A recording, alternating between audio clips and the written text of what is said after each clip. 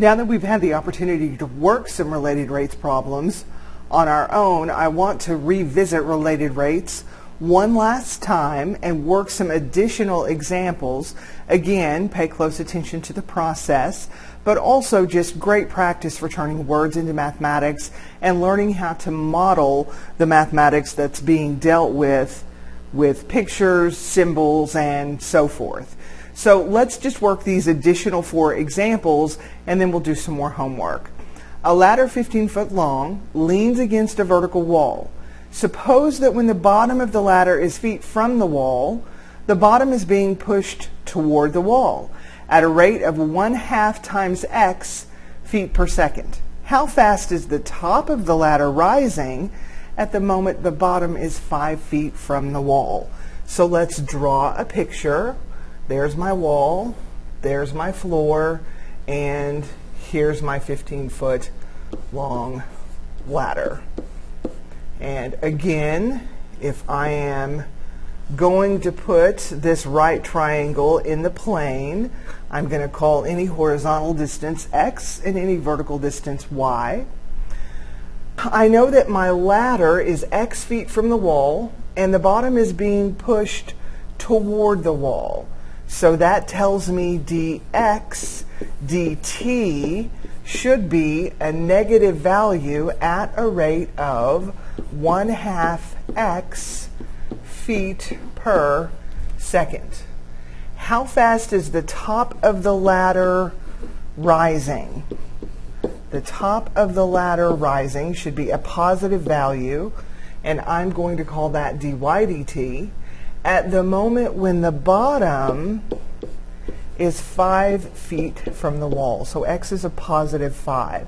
There is my mathematical model and all of the notation that I'm going to use to answer this question. Next, I need to find a relationship between x and y. That's the Pythagorean theorem. I'm in a right triangle, so that must be a true statement.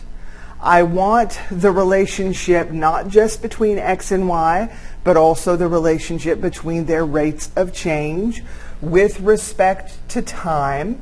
So I'm going to very quickly implicitly differentiate this function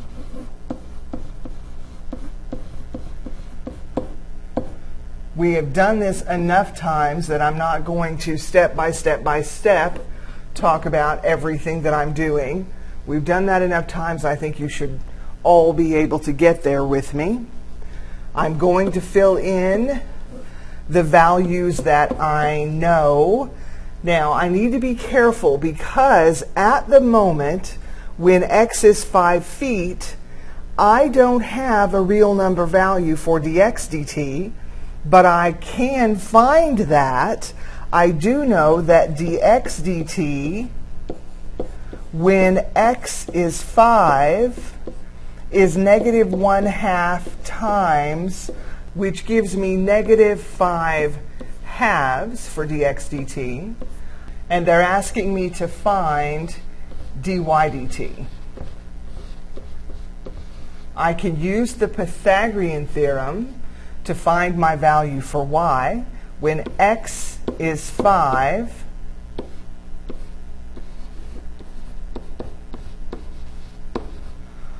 y squared is therefore 225 minus 25. Y is the square root of 200, which simplifies to 10 times the square roots of 2.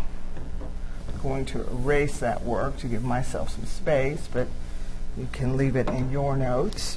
So now I just need to solve for dy dt, and I do hope that I get a positive value. So dy dt is a positive 25 halves. I'm going to take that product and add it to both sides. Then I'm going to divide both sides by that value.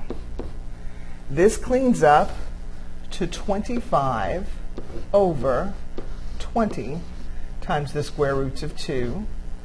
That simplifies to 5 over 4 root 2. The units on dy dt are going to be identical to the units on dx dt. They ask me in words, I'm going to answer in words. The top of the ladder is rising at a rate of 5 over 4 root 2 feet per second.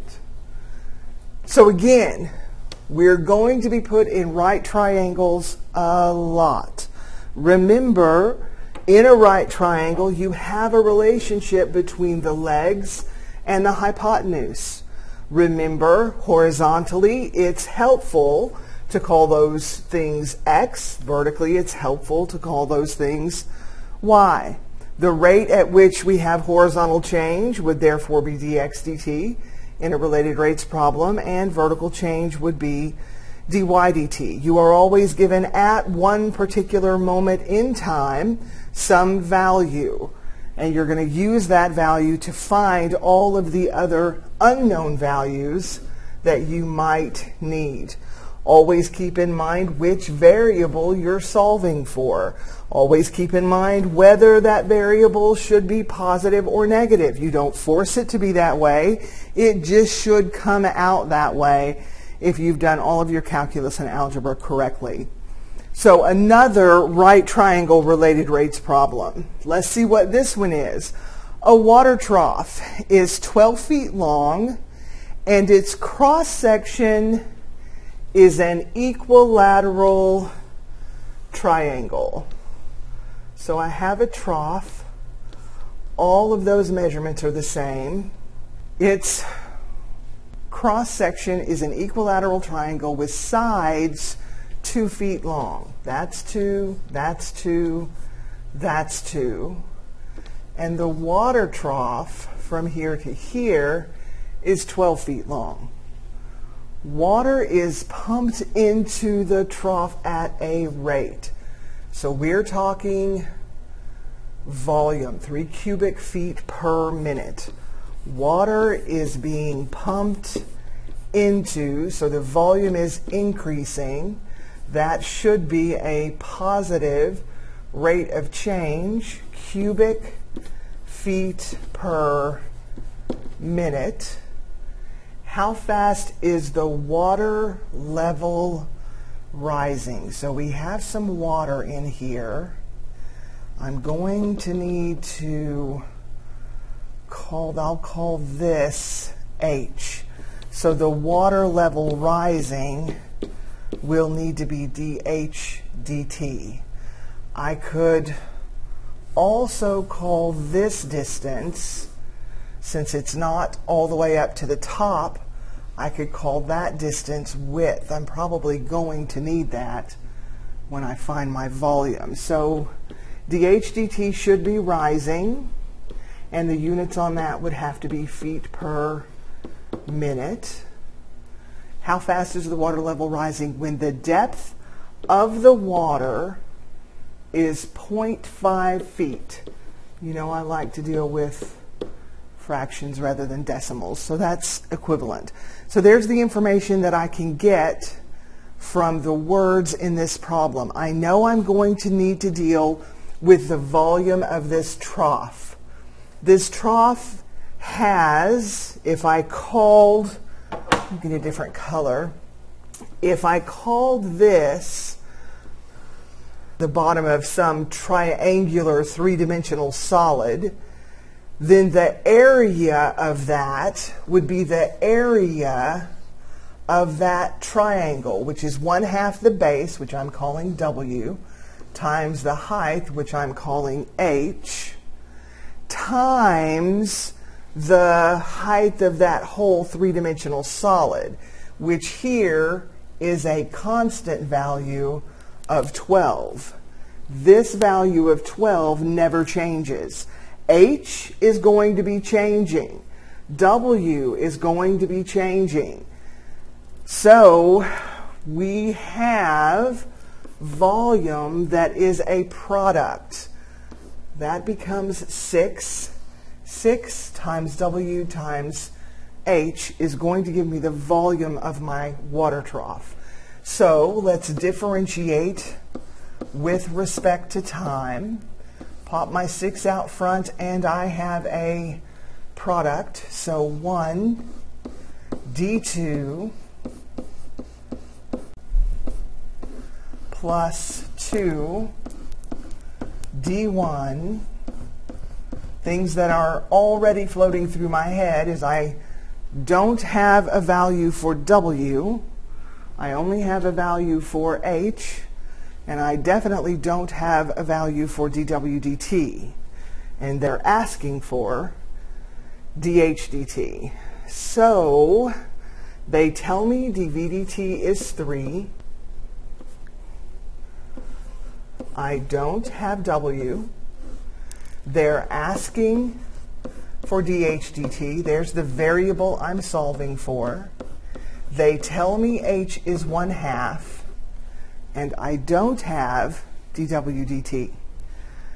If I had a relationship between W and H, I could put W in terms of H and dW dt in terms of dH dt. So that's what I'm on the hunt for. I can clearly see from the end of my trough that, and I'll draw it in the same way, an upside down triangle, that my relationship between W and H is going to have something to do with these measures. I know that when the width is 2 for the area of the face of my triangle, the area of my triangle is 1/2 width times height. I don't know what H is when W is 2, but if I'm in an equilateral triangle, I know this is a 30, 60, 90. And I can use those relationships. I'm going to call this the short side, and then H becomes the long side. I know that the short side is 1. How do I know that? Because all the way across is 2.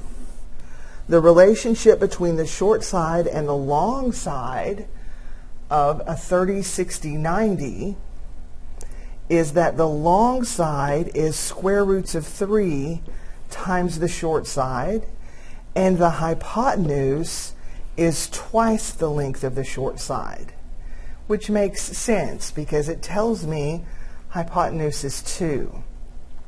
So when S is 1, H is square roots of 3. So there's a relationship that I can count on. I know that when W is 2, H is the square roots of 3. And that relationship would give me an area of 1/2 times 2 times root 3. So my area would be root 3 in this particular problem. Now I need to find out what would W be. What is W when H is 1/2?